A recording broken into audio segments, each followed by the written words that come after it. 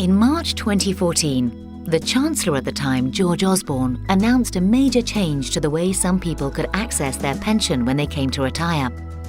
This change came into effect in the tax year 2015-2016 and is known as pension freedom. This video will explain the change, who it affects, what it means, and some of the key things you will need to look out for. Pension freedom does not apply to all types of pension. We're only really talking private pensions, where you and/or your employer saved up a pot of cash for retirement. These are known as defined contribution or money purchase pensions. It doesn't apply to the state pension, nor in the main part does it apply to pensions where what you're paid is a proportion of your final salary, known technically as defined benefit pensions.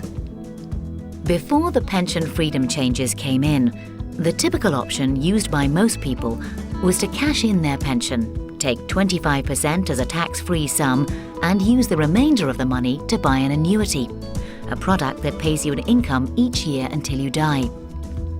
Now, under the new rules, you can take the pot freely and in a flexible manner, including if you choose all the pot in one go.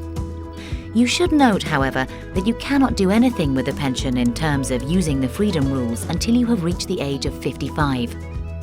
From that age, you can access your pension to help you in retirement. This includes withdrawing all the money in one go. However, this is rarely a good idea.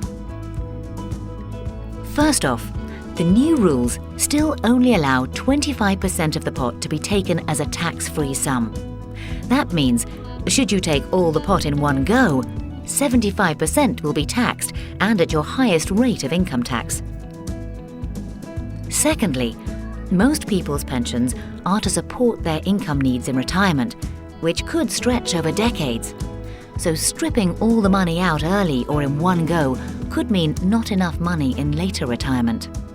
What the pension freedom rules allow, if you're not going to take all your money in one go, are three basic options. Option 1 is to leave it invested in your pension for when you need it.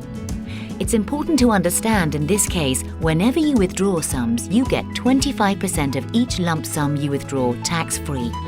For example, if you had £100,000 in your pension and took £10,000 out, you'd get £2,500 of it tax-free. The rest would be taxed at your income tax rate in the year you make the withdrawal. Option 2 is to take 25% tax-free, then buy a flexible income drawdown product. This is a product you buy that keeps the rest invested so it can still hopefully grow, but you can also use it to take income when needed. The tax here is different.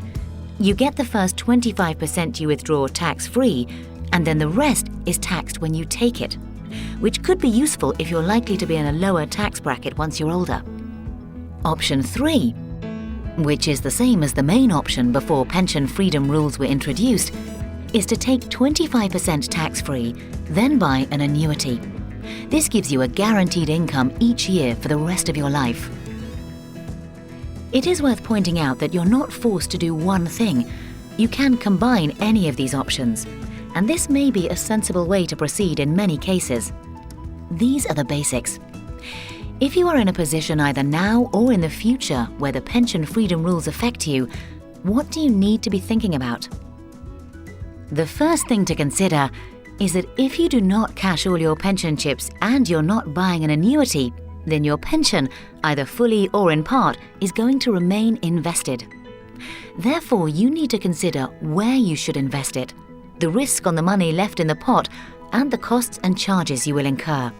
You have many choices with all these factors. Secondly, you will need to think about how much income you will need and when, what other income sources you have, and how you will be best accessing your pension. This can be a complicated estimate stretching over many years. In this regard, using a long-term income and expenditure forecast can be very beneficial. Third, you will need to consider your wider financial position, your health, and your future financial risks, such as living for a very long time. With all these factors, We have the experience and expertise to help you and to work through all the factors you will need to consider.